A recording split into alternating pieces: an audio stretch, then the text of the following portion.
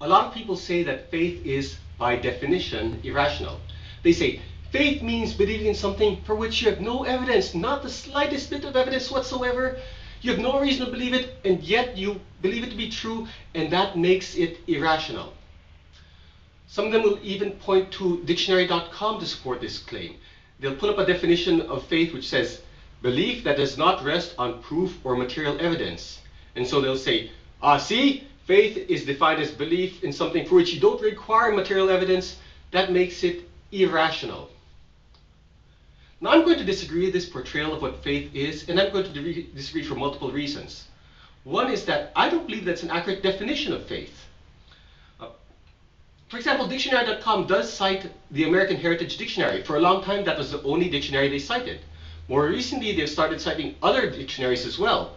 One of them is the Random House Unabridged Dictionary, which I think provides more sophisticated, more precise definitions of faith. One of the definitions they cite is belief that is not based on proof. In other words, faith can mean believing in something that is unproven, but not necessarily unevidenced. What's the difference between proof and evidence? I'll talk about that in a moment. They also say faith can be defined as belief in God or in the doctrines or teachings of religion. Again, that's according to the Random House Unabridged Dictionary. In other words, faith can mean religious belief in general. That's not the only example. Merriam-Webster's Collegiate Dictionary, the 10th edition, defines faith as follows. Well, the definition, it cites multiple definitions. One of them is firm belief in something for which there is no proof. Notice that.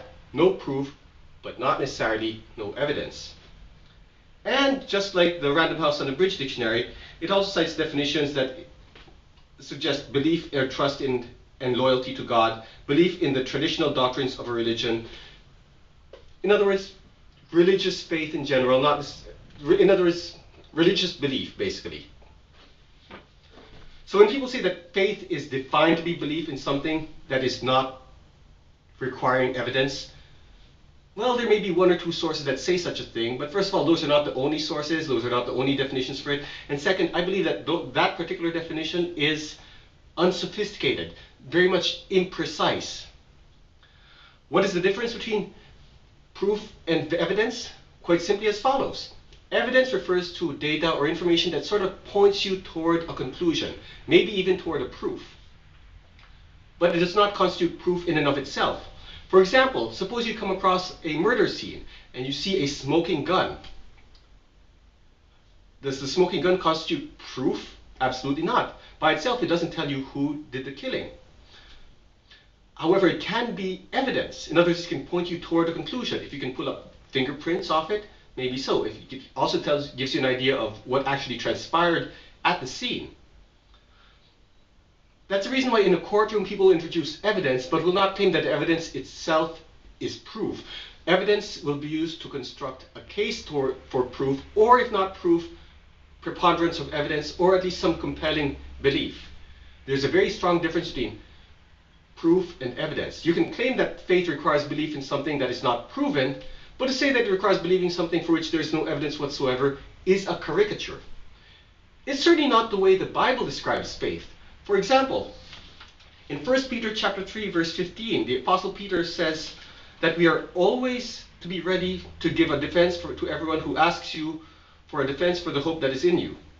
In other words, it says you are supposed to be ready to give a defense, but it doesn't say that you are to offer no proof whatsoever, or no evidence whatsoever.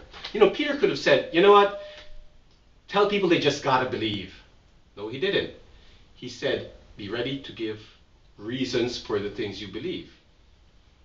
In Acts chapter 17, verse 17, it says that Paul reasoned in the synagogue with the Jews and with the Gentile worshippers, and in the marketplace with those that happened to be there. In other words, Acts chapter 17 is all about Paul explaining to people why they should believe the gospel message. Again, Paul could have just said, just gotta believe. He said no such thing. He offered reasons. For that matter, what about the entire Gospel of Matthew? One of Matthew's distinctives is that he repeatedly appeals to Old Testament prophecies to show that Jesus Christ was the Messiah. Now, again, Matthew could have just said, you know, Christ is the Messiah. You just got to take that leap of faith. You just got to trust that he is. No, he didn't. He gave people data. He gave people information. He gave people reasons to believe that Jesus Christ was the Messiah. Now, some skeptics would say, well, I don't believe those prophecies were really fulfilled. I don't believe those were genuine prophecies. I believe you're seriously mistaken in that regard. But even if you grant that claim, the point remains that the Bible doesn't portray faith as something that requires just closing your eyes, taking a leap out into darkness, and trusting that it's true. Now, some would respond by saying, well, if something's unproven, then it's irrational to believe that it's true. So you people are still irrational. Really? It's irrational to believe something that's not proven? To that I have to ask, do you really believe that? And if so, can you prove it? Can you prove that it's true? See, rational people believe in a great many things that are unproven. To say that you should only believe in something that is proven is itself an unprovable statement. That's self-refuting. In fact, I devoted an entire video to showing why that's not a rational thing to say. Rational people believe in great many things that are unproven all the time. For example, do you believe that you're not in a brain that is floating in a vat, disembodied, and being fed false sensory images? Can you prove that's not the case? Certainly not. But most of us would reject such a hypothesis. And we would reject it on philosophical grounds, saying that reality is the more parsimonious explanation.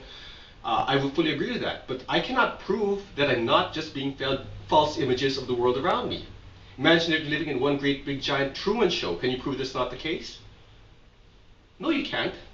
But most of us would reject such a claim as being implausible in the extreme. Similarly, can you prove that your wife or mother or, say, husband would be willing to die for you? A lot of us would believe such a thing, and I think we'd be justified in believing it, depending on what your, mother or spouse is like. You might say, well, this person has demonstrated his or her love for me time and time again, and the depths of this person's love are very clear. So I believe this person would indeed lay his or her life down for me. And that's, that may indeed be a very fair evaluation. But is it proven? No, the only way for this person to prove that he or she would die for you would be to actually do it. See, when people demand proof for everything and say that anything else is irrational, that is an unreasonably high standard of belief. In fact, you cannot insist that we only believe in things that are proven, because then you would have to prove every step leading up to that conclusion. You would need an infinite regress of proofs. And no rational person would expect such a thing. So in summary, it's common for people to say that, to dismiss faith on the grounds that it is by definition irrational, and that is simply not true. Nor is it rational to say that you should only believe in things that are proven. If anything, that is the height of irrationality.